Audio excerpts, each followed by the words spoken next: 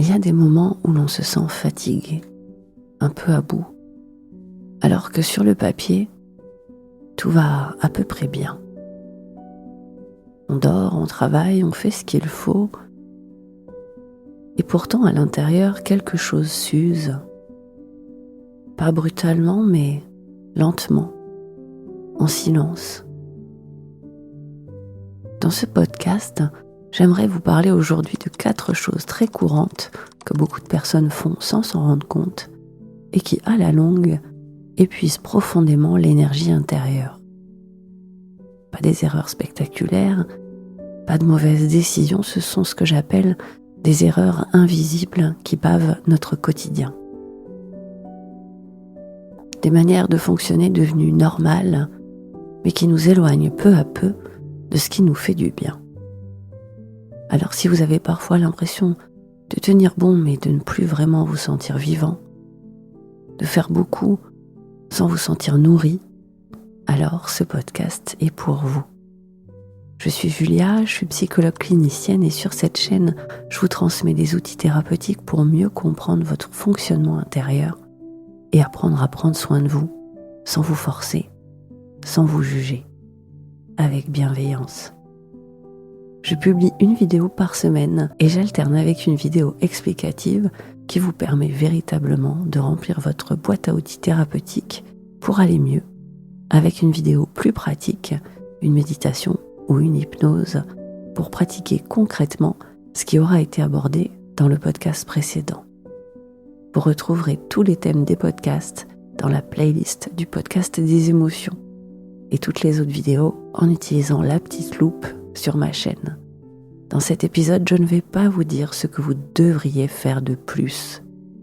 Au contraire, je vais vous inviter à regarder autrement certaines habitudes, certains automatismes qui mériteraient peut-être d'être questionnés.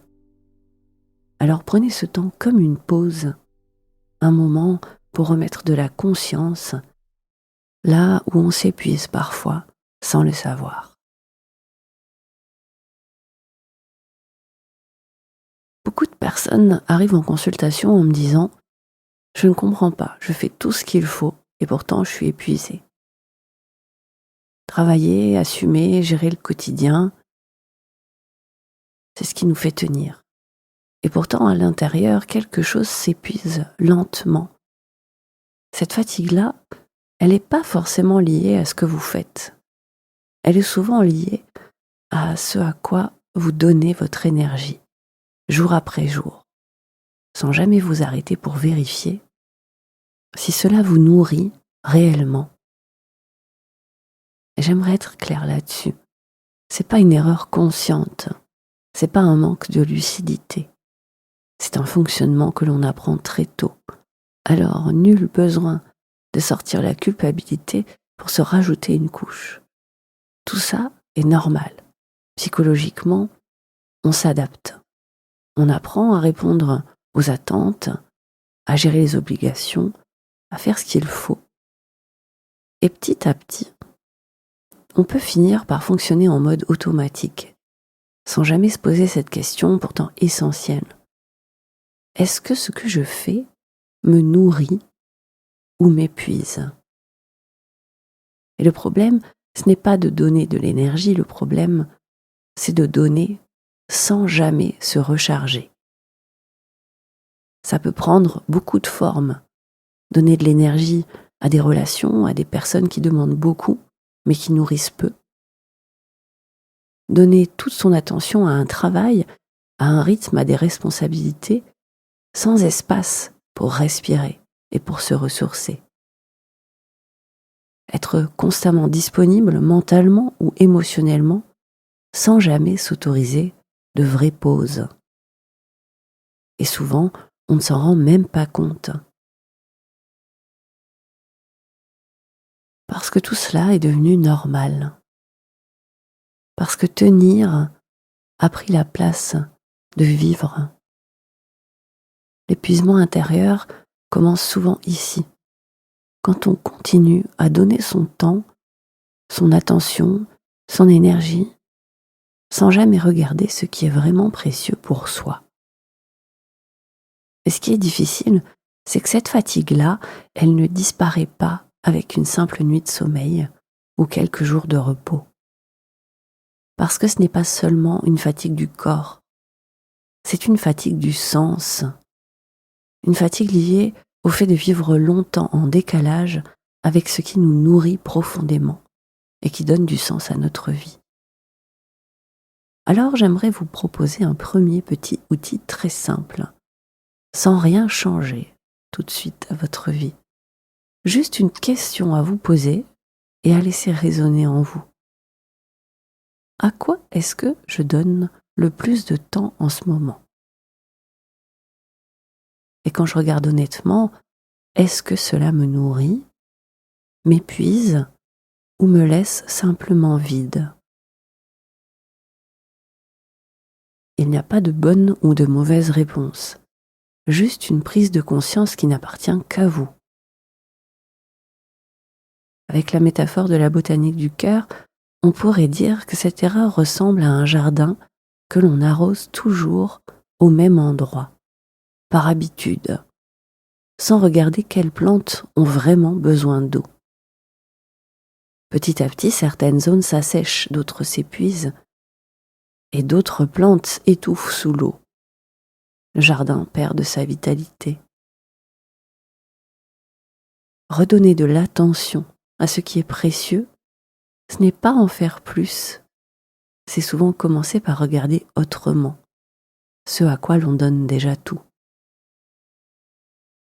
Et ce qui rend cette erreur encore plus épuisante, c'est souvent ce que l'on fait juste après, sans même s'en rendre compte.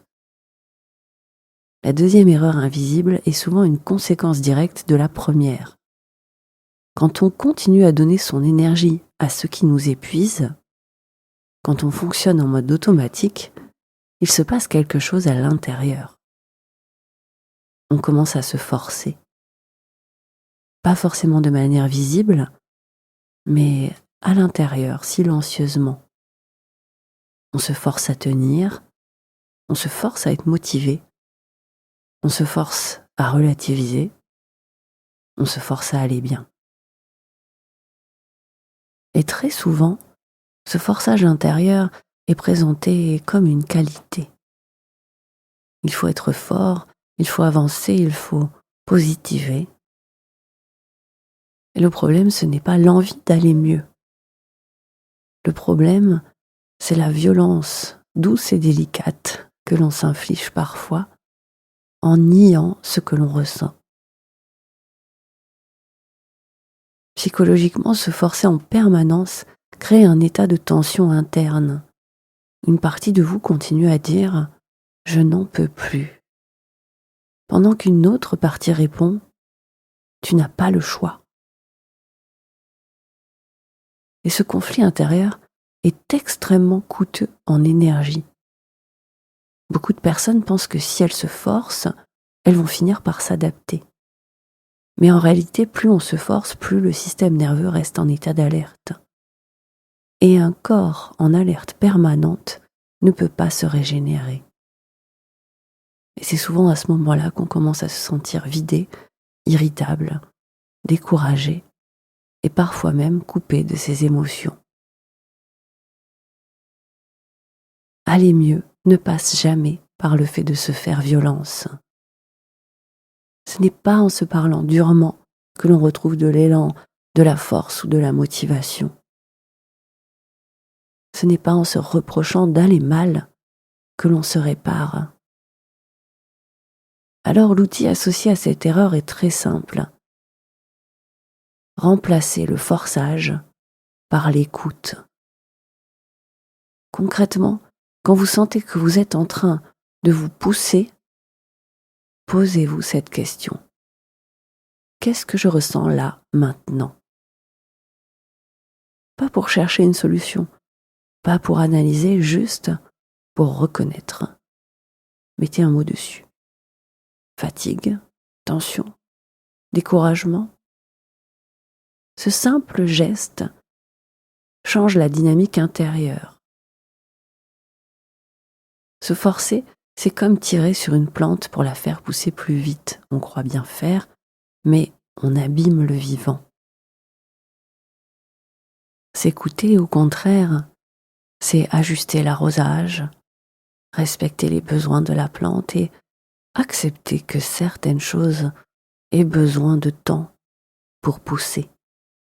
Et très souvent, c'est à partir de là que l'énergie commence doucement à revenir, parce que l'on n'est plus en lutte contre soi. Et ce qui entretient encore cette fatigue intérieure, c'est souvent notre troisième erreur, beaucoup plus insidieuse, vous allez voir. La manière dont on laisse nos pensées prendre toute la place en nous. La troisième erreur, c'est le fait de prendre toutes ces pensées pour des vérités, surtout quand on est fatigué, tendu ou à bout. Quand l'énergie baisse, l'esprit, lui, s'active davantage. Il analyse, il anticipe, il critique, il tire des conclusions, et sans s'en rendre compte, on commence à vivre à l'intérieur de ses pensées plutôt qu'à l'intérieur de sa vie. Des phrases reviennent en boucle dans notre tête. « J'y arriverai pas, je fais tout de travers, ça changera jamais. » Le vrai problème, ce n'est pas que ces pensées apparaissent. C'est humain. Le cerveau pense. Le vrai problème, c'est de leur donner du pouvoir, au moment même où l'on est le plus vulnérable. Psychologiquement, c'est important de comprendre une chose. Une pensée n'est pas un fait. Une pensée, c'est une production de l'esprit, souvent influencée par la fatigue, le stress, l'émotion du moment, notre histoire, nos biais cognitifs. Et plus on est épuisé, plus les pensées ont tendance à devenir dures, pessimistes et définitives. Beaucoup de personnes pensent que réfléchir davantage va les aider à s'en sortir. C'est logique. Mais en réalité, ruminer avec un esprit fatigué revient souvent à tourner en rond dans une pièce fermée. Alors, l'outil que j'ai envie d'associer à cette erreur consiste à faire quelque chose de très simple. Reprendre de la distance avec ses pensées. Pas pour les chasser, pas pour les remplacer par des pensées positives, juste pour les regarder autrement. Par exemple, au lieu de dire « je suis nul », lorsque vous entendez que vous avez pensé ça de vous, vous pouvez reformuler en disant « je remarque que je suis en train de penser « je suis nul ». Cette petite distance change tout. La pensée est toujours là, mais elle n'est plus collée à vous. Vous redevenez un peu plus grand que ce qui traverse votre esprit. Si les pensées ressemblent à des nuages, elles passent, elles changent de forme, elles se transforment. Et le ciel, lui, n'a pas besoin de se battre contre les nuages pour rester le ciel. Vous n'êtes pas vos pensées. Et très souvent, quand on arrête de croire automatiquement tout ce que l'on pense, nos émotions, elles s'apaisent aussi. Parce que l'on sort de ce cercle vicieux où fatigue, pensée et tension s'alimentent les unes et les autres. Et pourtant, même quand on commence à s'écouter, même quand on prend du recul sur ses pensées, il reste encore une erreur très fréquente qui continue à nous vider intérieurement. Celle de ne jamais s'autoriser à s'arrêter vraiment. La quatrième erreur invisible est souvent celle qui maintient ensemble toutes les autres. C'est le fait de ne jamais vraiment s'autoriser à s'arrêter. Pas forcément physiquement, mais aussi intérieurement. Même quand on se repose, même quand on ralentit un peu, l'esprit continue de tourner. Même quand on regarde un bon film, même quand on lit un bon livre, qu'on se pose, l'esprit continue de tourner.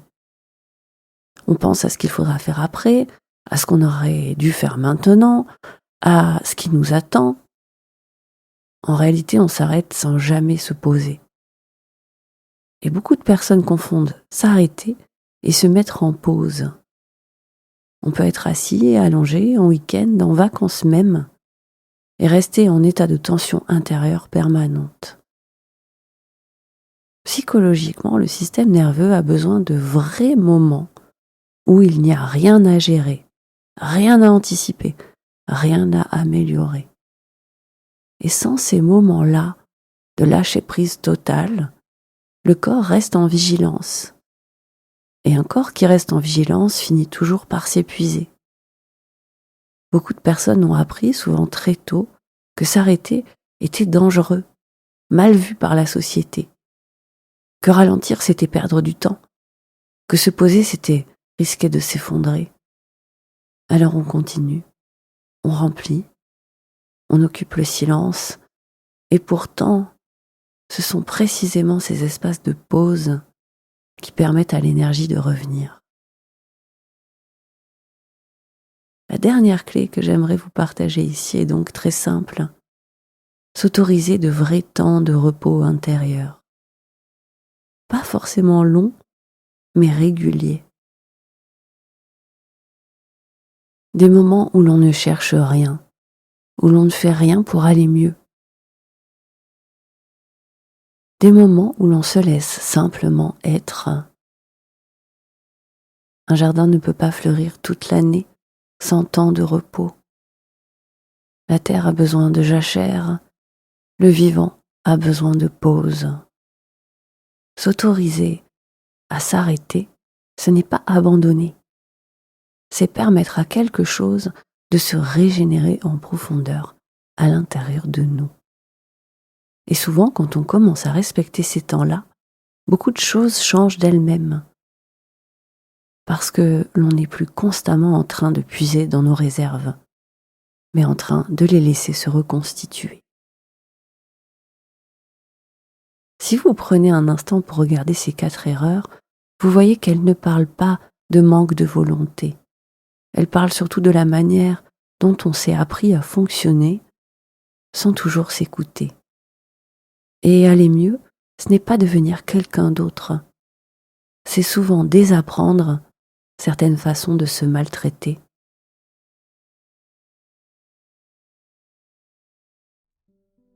Ces erreurs qu'on commet tous, elles ne disent rien de notre valeur. Mais elles racontent tout sur la manière dont beaucoup d'entre nous ont appris à fonctionner. Donner, tenir, avancer, réfléchir, sans toujours s'écouter. S'épuiser intérieurement, ce n'est pas être fragile. C'est souvent être resté trop longtemps en décalage avec ses besoins, avec ses limites, avec ce qui est vraiment précieux pour soi. Aller mieux ne consiste donc pas à en faire plus, ni à se corriger, ni à se forcer à changer. Cela commence souvent par désapprendre toutes les façons que l'on a de se maltraiter sans même s'en rendre compte. Redonner du temps à ce qui est précieux, c'est parfois arrêter de donner toute son énergie à ce qui nous vide. C'est apprendre à s'écouter au lieu de se pousser. C'est s'autoriser à ralentir, à faire de la place au corps, aux émotions, au repos, sans culpabilité. C'est exactement ça l'esprit de la botanique du cœur. Apprendre à prendre soin de son monde intérieur comme on prend soin d'un jardin vivant. Avec patience, attention et sans violence. Si ce podcast vous a aidé à mettre des mots sur ce que vous vivez, vous pouvez vous abonner à la chaîne pour continuer à explorer ensemble des outils simples et concrets pour mieux vous comprendre et cultiver votre équilibre intérieur. Et si vous pensez à quelqu'un qui pourrait se reconnaître dans ces 4 erreurs invisibles, n'hésitez pas à lui partager cet épisode. Parfois, mettre des mots sur ce qui nous épuise en silence, c'est déjà un premier pas vers plus de douceur. Prenez soin de vous et à très bientôt pour un nouveau temps de jardinage du cœur.